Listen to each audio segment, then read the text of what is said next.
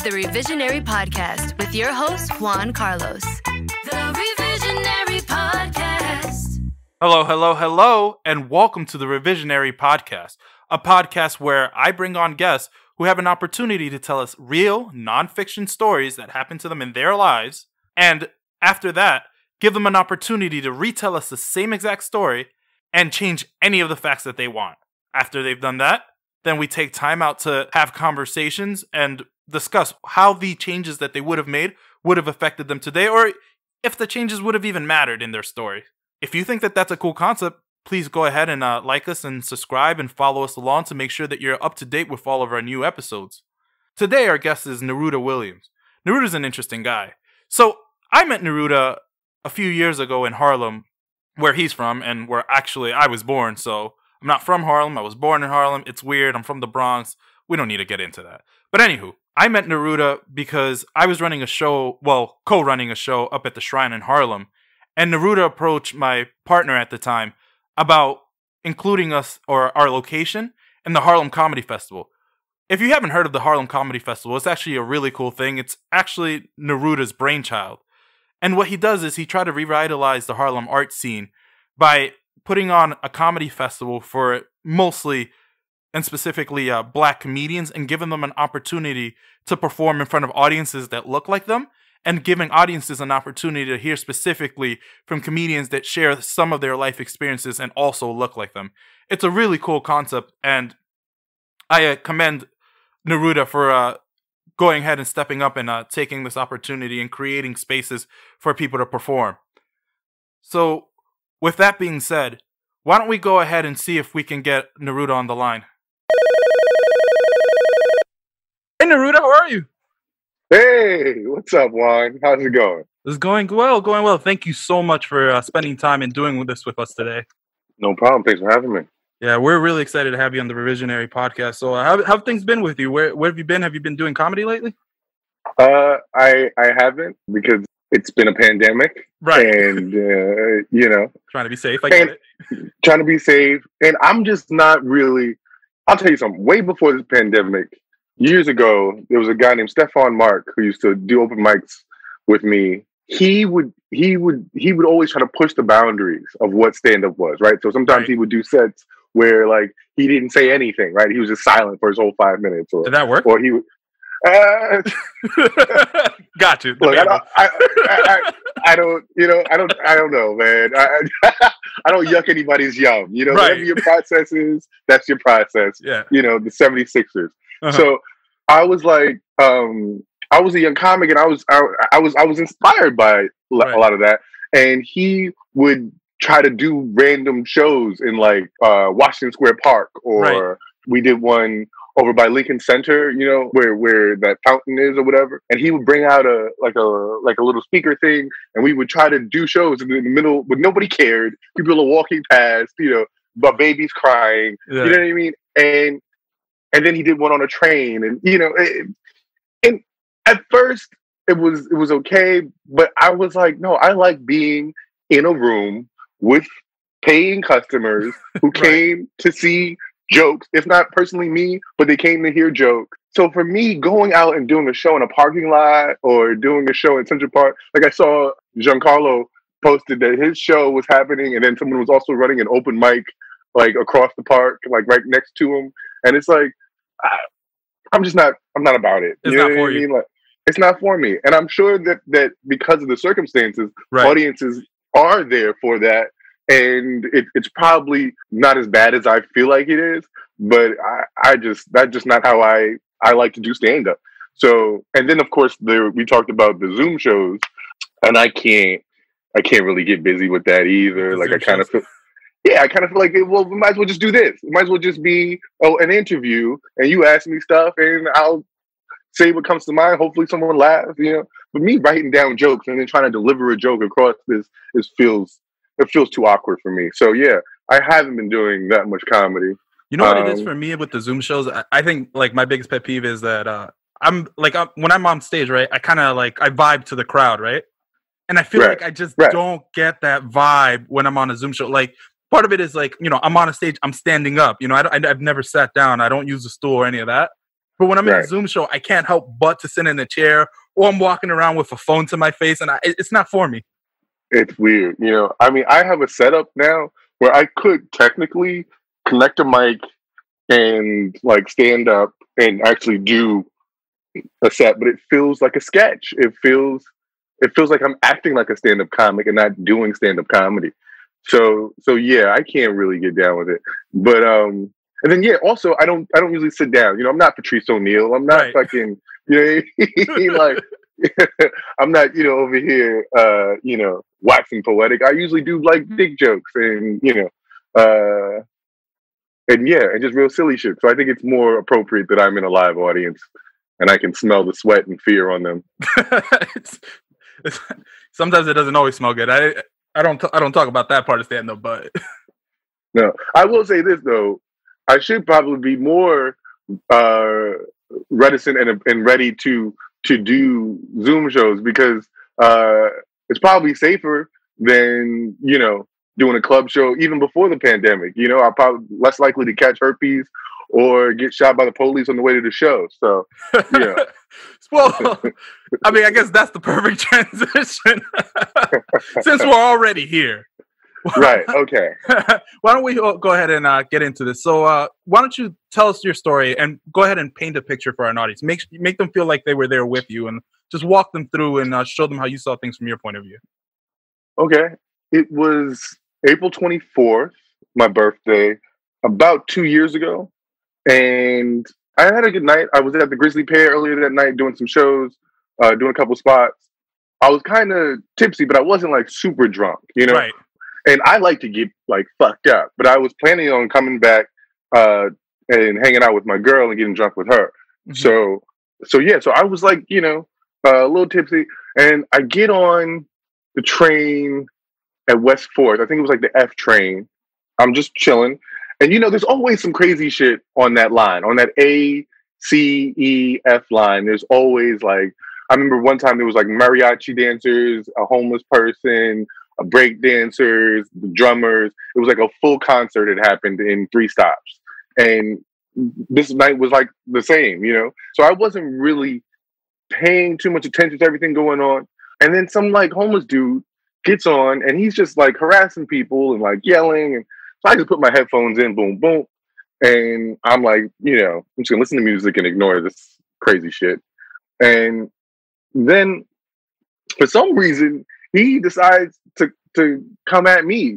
And I'm like, not in the mood, you know? I'm like, dude, get from around me. Get away from me, man. He didn't like that. He wanted to engage. And so he snatches the headphones out of my ears. Oh, and so yeah. And I'm like, yo, this is now you've broken, you know, the seal here. So I stand up like, you know, about to bark on this dude. And as I'm standing up, you can hear the ding dong of the doors, right, like about to close. And he uses that to snatch the phone out of my hand and then tries to run through the door. So I'm like, oh. And so then I realized, oh, this dude is like, you know what I mean? Like, this is something that he does, right? He gets people riled up and then he like takes your phone and runs, right? And so I'm like, oh, so I chase after him. Right. I catch his arm as the doors are like closing. And you know, when something is blocking the doors, they automatically reopen. Right. So finally the doors open and I catch him, and now we're on the subway platform at like Hoyt Skimmerhorn. And I was like, I'm like, dude, just give me my phone, man. You know, there's people on the platform, and you know, and he's like trying to run around this bench. You know how those benches are there in the middle, and he's like running around the bench, like playing like this game. And I'm like, dude, stop messing with me, man. So I'm like chasing them around like musical chairs, and finally I grab him, right? And we're like tussling and wrestling, and we fall back onto the steps, and my arm is like grabbing on his leg as he's trying to like get away, and he uses his other leg to snap my arm. I don't know if you can see where the incision is when they I got like a metal thing in there. So he stomped down on the inside part of your elbow? Yeah, so my arm is across the steps, right? The steps like this, and he snaps through it with his other foot like that. Oh.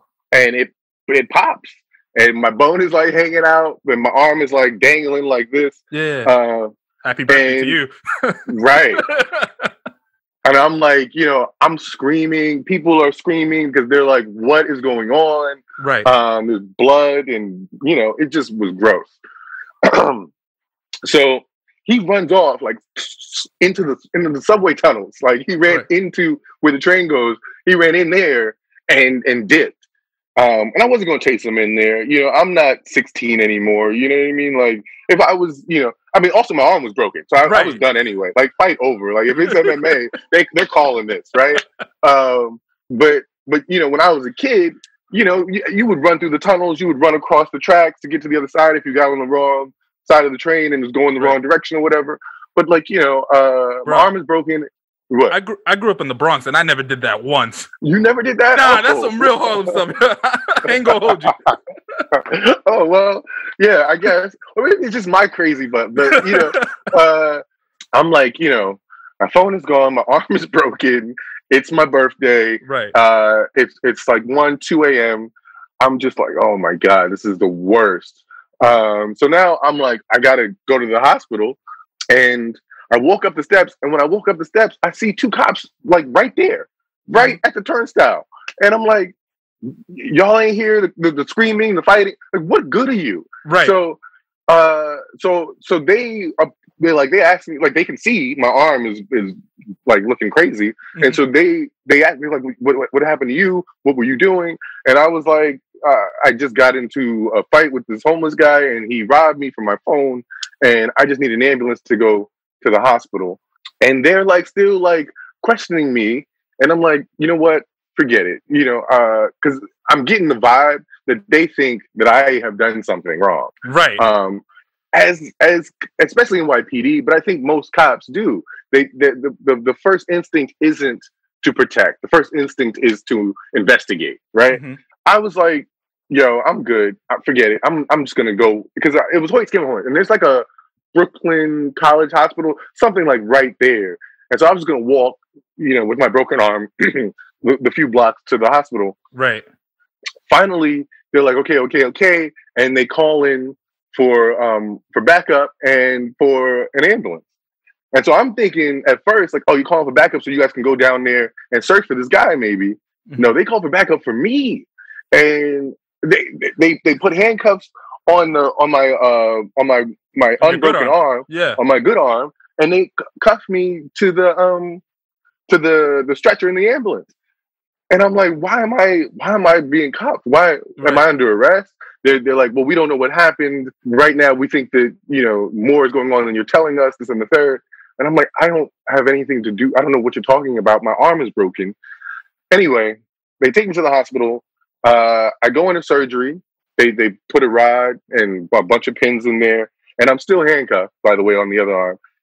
There's a cop in surgery with me in full surgery garb. Like, he's going to do surgery. He's just there to somehow protect from my broken arm having self. I don't know, doing what exactly. Right. And then when I come out of surgery, I'm in the hospital room, still handcuffed, and 2 detectives come in, and they start questioning me about a guy who was on the same train had gotten his leg cut. Apparently he's in the hospital and he's in urgent care because it cut his femoral artery. And so I'm like, I don't know anything about that. I was robbed, They continued to question me. Finally, I get the cast put on, and they decided that they were going to take me down to central bookings. So now I have to go to jail, basically. On your birthday, after getting robbed. On my birthday, after getting robbed, and I'm talking to the detectives, right. And I'm like, there's got to be cameras there's cameras everywhere, right, all over the city. So there's got to be cameras on the subway platform that could have caught what happened. And they're like, oh, the cameras don't work, and the cameras that do work weren't positioned in that area. And I'm like, just the whole time in my head, I'm just thinking, this doesn't make any sense. Like, right. Y'all aren't, like, you know what I mean? Like, even about the other dude, like, I mean, I can't front. I didn't really care about that man at this point. You know right. what I mean? Like, he wasn't the first person on my mind. But, later I think about, like, well, even for that other guy, like, where is the safety for preventing this type of stuff from happening instead of being reactionary, right? Which is, to me, the biggest issue with police performance is that they're always reactionary, right? Like they don't really prevent crime. They don't really protect as much as they kind of take revenge. You know what I mean? For something happening. I mean, sometimes I do think they prevent, just maybe not in the way we love. Like when they're standing on the highway, right, to catch people speeding, that could be a form of prevention. It's just not one that I personally like.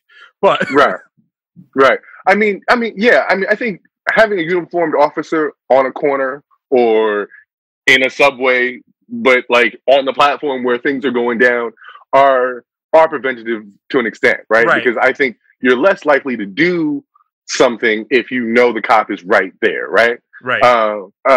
As far as those speed traps, though, number one, I hate those guys. I'm not a fan either. And number two, everybody has the GPS now where we know, speed trap ahead. You still get caught. you gotta slow down about 5-10 real quick. As soon as she says that, you gotta be like, and then speed up. But yeah, so I'm just thinking like, okay, so the cameras don't work. Right. These cops were up there harassing some kid about hopping the train, just trying to get home. And I'm sitting here with a broken arm and this other guy is in the hospital bleeding out, And so they take me down to jail and I had to spend basically 24, maybe like a day and a half technically in jail. No one can get in touch with me. My girl can't get in touch with me. My family can't get in touch with me. Because she was waiting for you, right? What did she think? Right. She thought I got like murdered or kidnapped or something. She was like, she didn't know what happened. And also she knows I'm a wild dude. So she's like, yo, he could have just, got into something and Like anything could have happened to me. So she was really scared. I get a public defender that actually happened to be like really good. I can't remember this guy's name. He actually like, right as my case was, he held me down and he like got my phone for me from evidence or whatever. And like, contacted my girl, because a bunch of people by the next day, people like was supposed to do somebody's show. So people were like hitting me on Facebook, like, yo, where are you? So yeah, like, he contacted people for me and eventually got in touch with my dad and, my mom and my girl. And yeah, and then got me out. They my dad put up bail and they got me out. And I had to then go to court for like, I don't know, a month and a half, 2 months. Just trying to defend myself against, because they charged me with assault with a deadly weapon. Turns out the guy who robbed me, as we were fighting to get out of the train doors, the guy who got cut was walking in through the train doors, and the guy who robbed me had pulled a box cutter to cut me. But by accident, because I had his arm, he cut this other dude's leg and then dropped the box cutter. So we're fighting.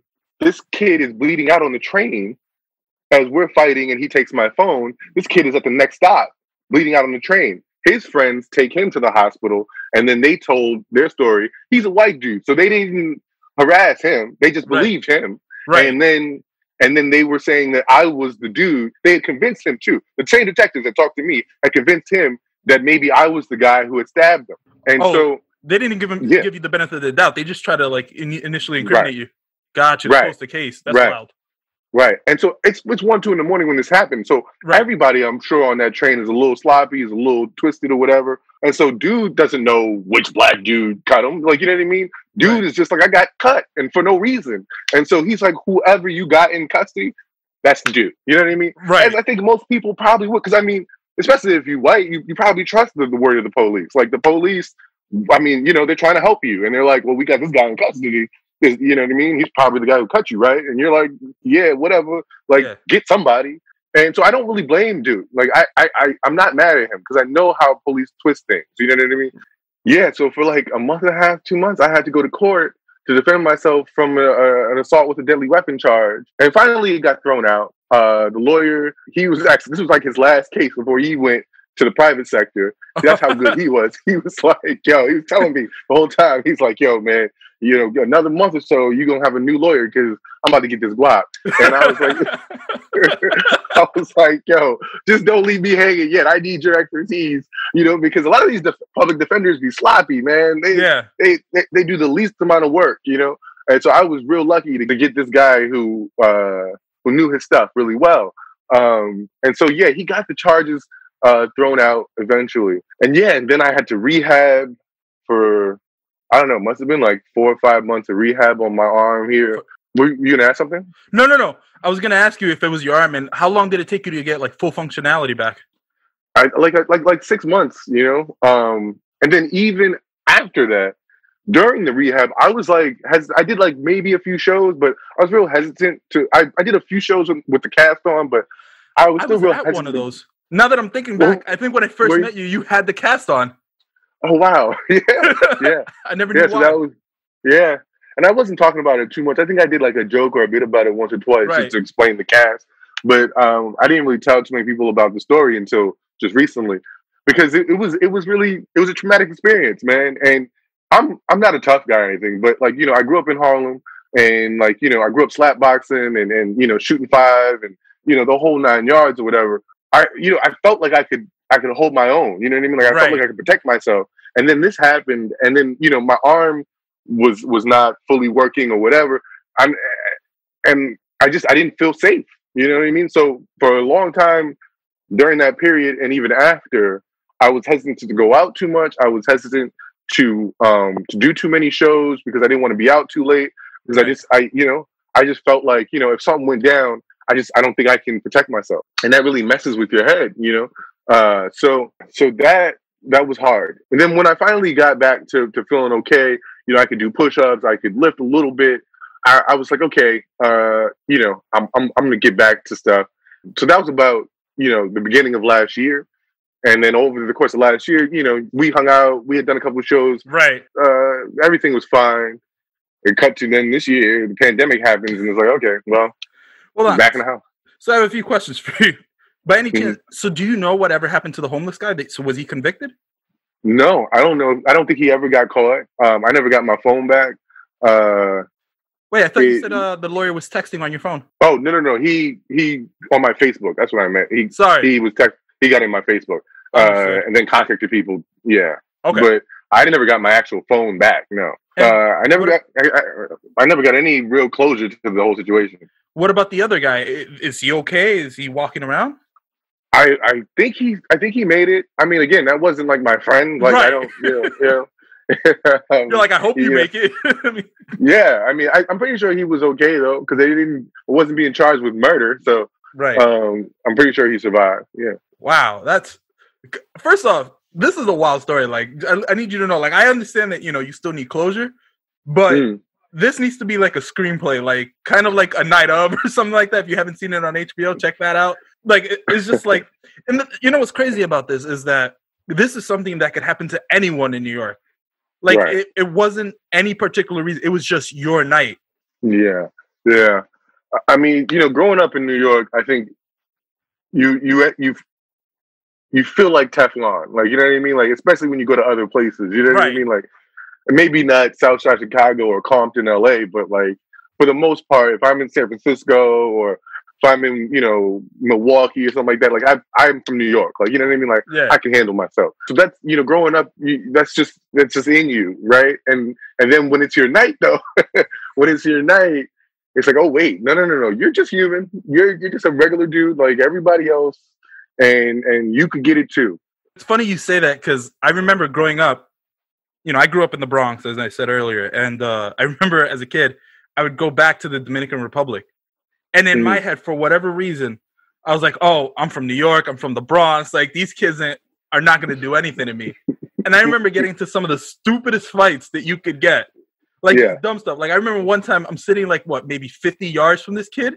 And we started throwing rocks at each other as hard as possible. Bro, It was just stupid. Right? Like, it was rocks. It was like the dead of night. It's pitch black. All you hear is ka-cha! It's like the rocks are like smashing and bursting against the walls. Like, it was just wild. But it's that same attitude. It's like, oh, I'm from New York. What's this dude gonna do? Like, I'm not afraid of you. Right. And so, like, I totally get that. I feel like every New Yorker walks around like that, and that's wild. I think it's a double-edged sword. I think it's a good thing, because I think it instills a lot of like personal confidence in the type of adult you become, which I think is necessary, right? Like, I've met people from, sleepy town type of places that come to New York, and they're very afraid, and that their whole, the way they move is very like scary. And I think it stops you from having a good time. It stops you from going to the after hours spot, or it stops you from like having that adventure that you might have in a city like New York, because you're like, oh, something could happen to me. But yeah, it can also be a flaw. It can also leave you open to getting into rock fights and other things that you could avoid if you just, you got to have a little bit of both. You got to be cautious yet adventurous. Yeah, adventurous. Yeah, tough. Yeah. It's funny you say that, because for me, I feel extremely safe in New York, right? Like, and I think part of it is, it's not even that I'm from New York or anything like that. It's more that I kind of know which neighborhoods to avoid, which streets to avoid. And I think that's a huge difference for me. So like when I'm in a foreign country, like I was in St. Lucia last year. Now, St. Lucia is inherently a safe country. It's not even dangerous, right?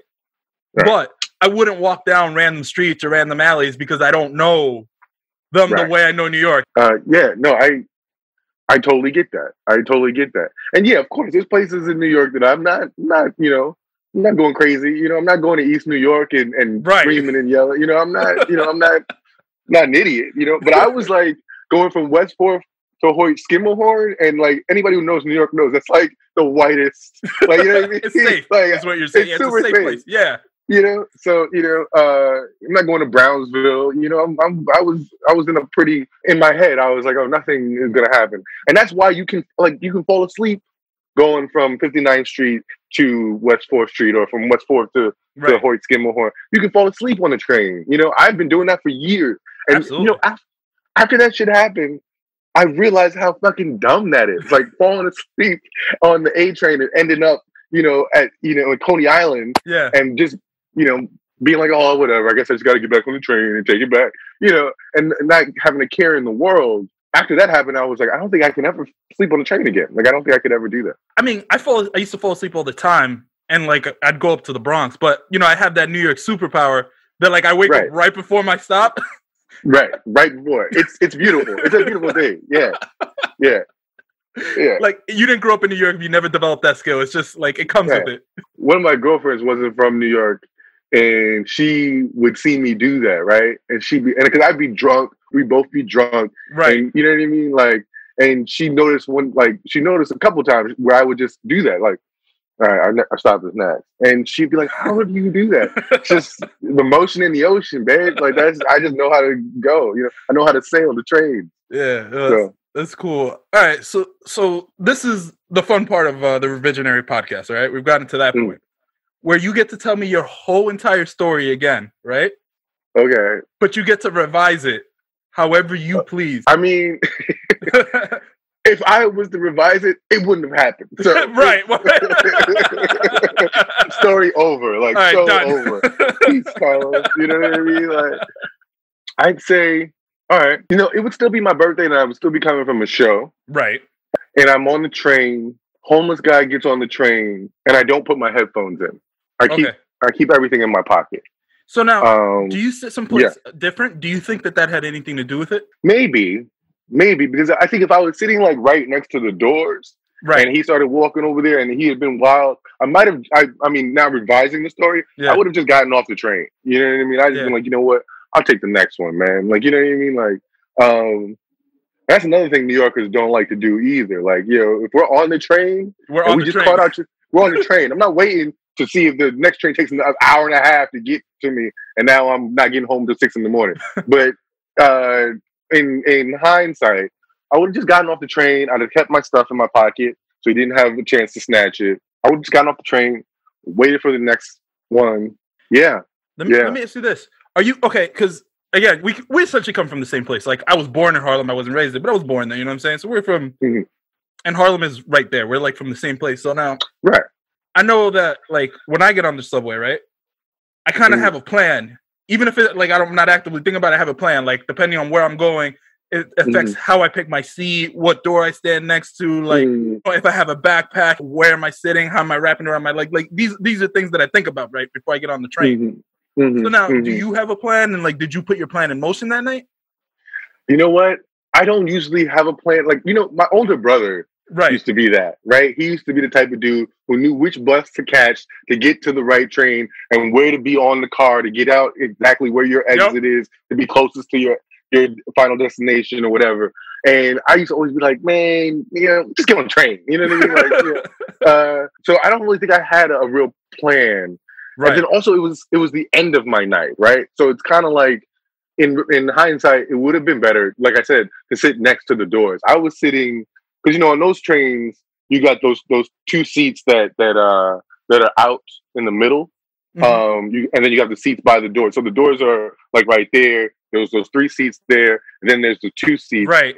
And then the one seat that's closest to the window, though, it's I'm tall, so my knees hit that series of seats. So I sit on the out seat on those seats, and it wasn't like a packed train, so there were seats, but I sat on the out one. I would have sat next to the door, because if I had sat in, he probably would have sat down on that out one and tried to like corner me or whatever, and we'd have been like fighting, like sitting down here or something like that. I would have sat on that seat where you're right next to the doors. Only reason why I don't usually sit there, though, is because someone always comes and stands on the doors. Then you got someone's butt right next to your face. Yo, that's a whole fact. That's so true. You know what I mean? Yeah. And so that's why I don't usually sit there. I'm always like, okay, and I don't want to take a middle seat because I don't want to be crushed. So I usually take that outer seat in that's going vertically or whatever, or horizontally, maybe that's what it is. But yeah.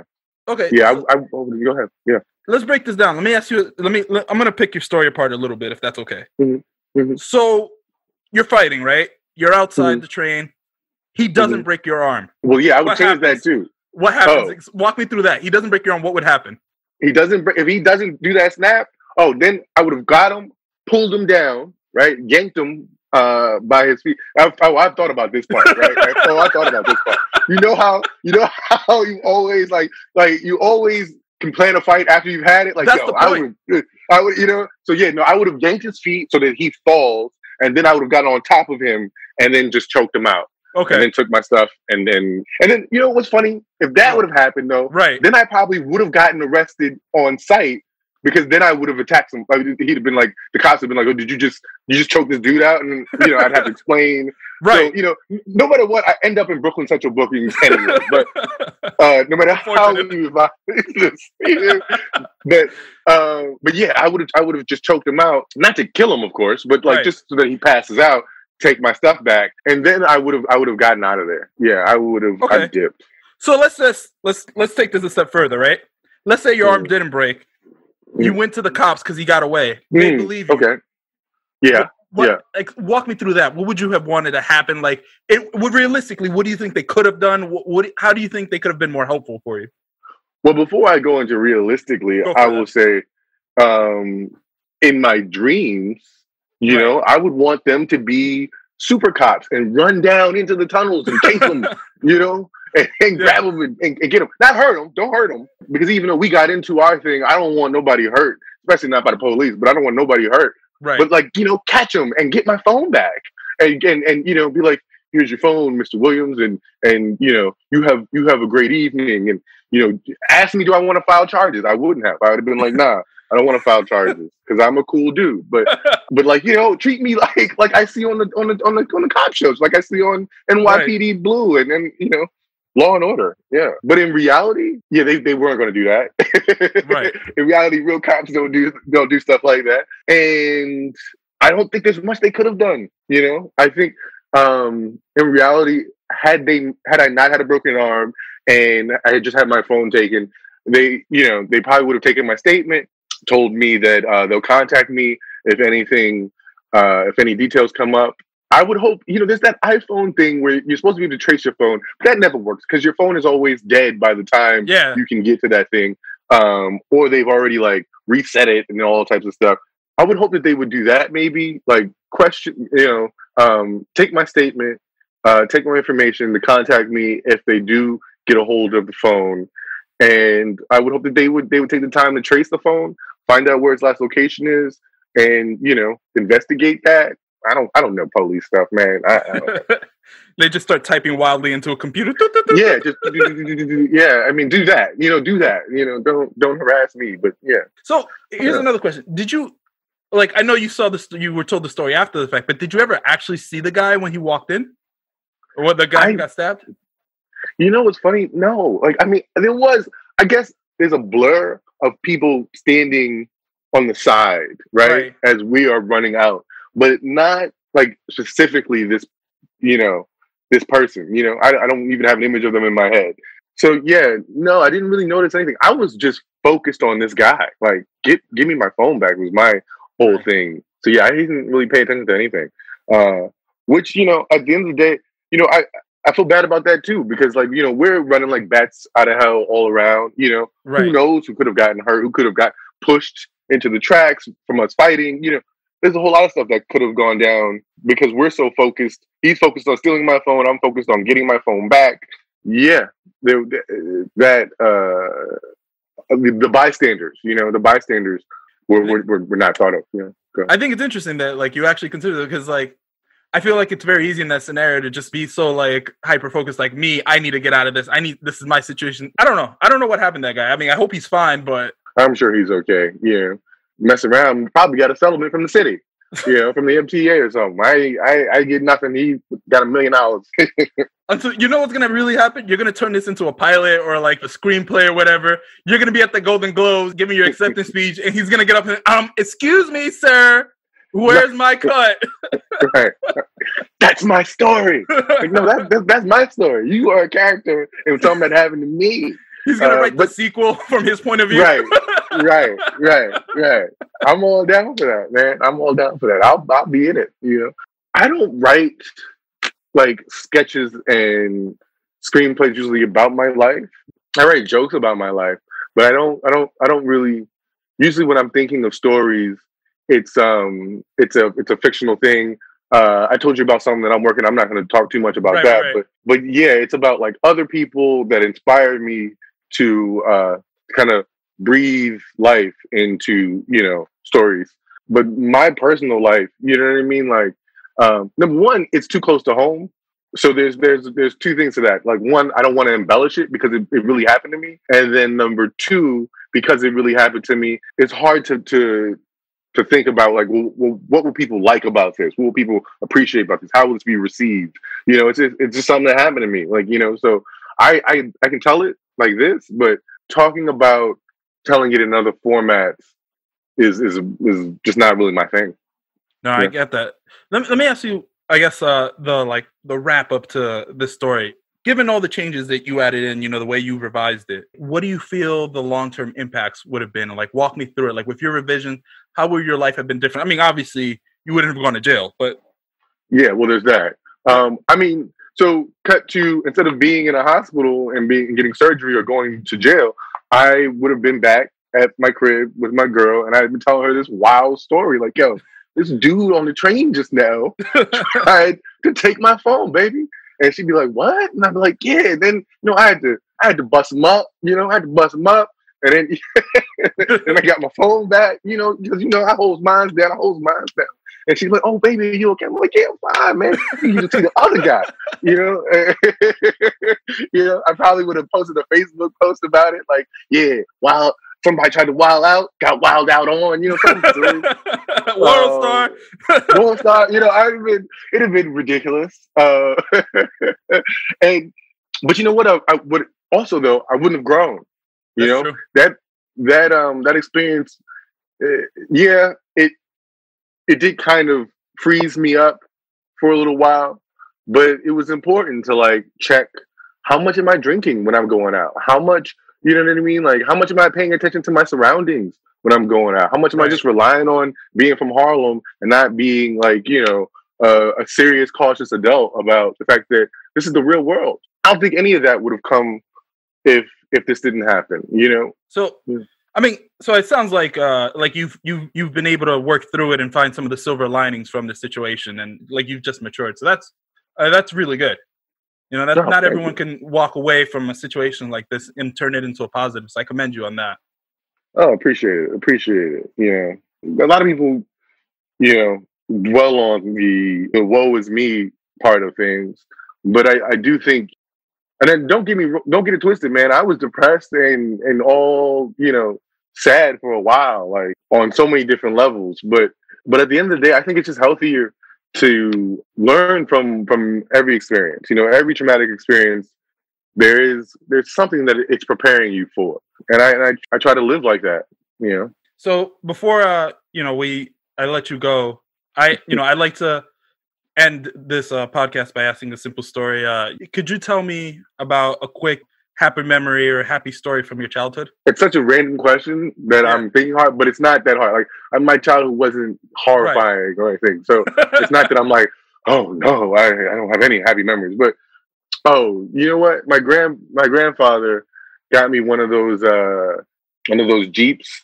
When I was little, I was like 6 or 7. Right. And he got me one of those, the ones that you can actually drive, the electric one. Yeah. And yeah, that was like the dopest thing. I drove that through the apartment.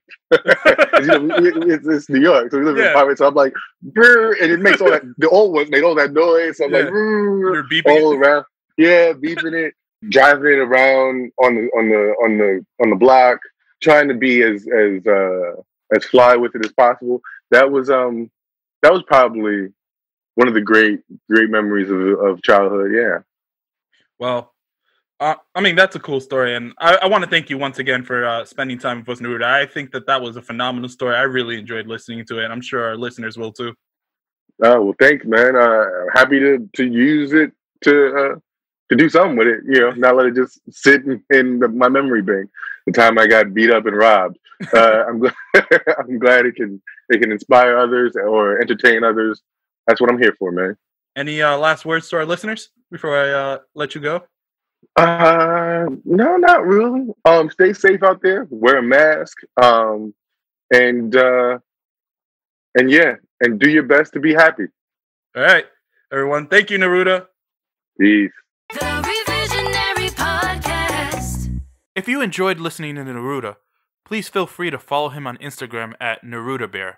Also, at the end of every episode, I like to highlight an organization or a charity. For this episode, it is the Harlem Arts Alliance, which has essentially created a community for artists in Harlem, and they're trying to advance and keep developing the arts culture in Harlem. So feel free to check them out and check out any of their events, and please show your support in any way possible. Also, please don't forget to subscribe to this podcast so that you don't miss any episode. And on that note, I'm your host, Juan Carlos. Thank you again for listening. This is the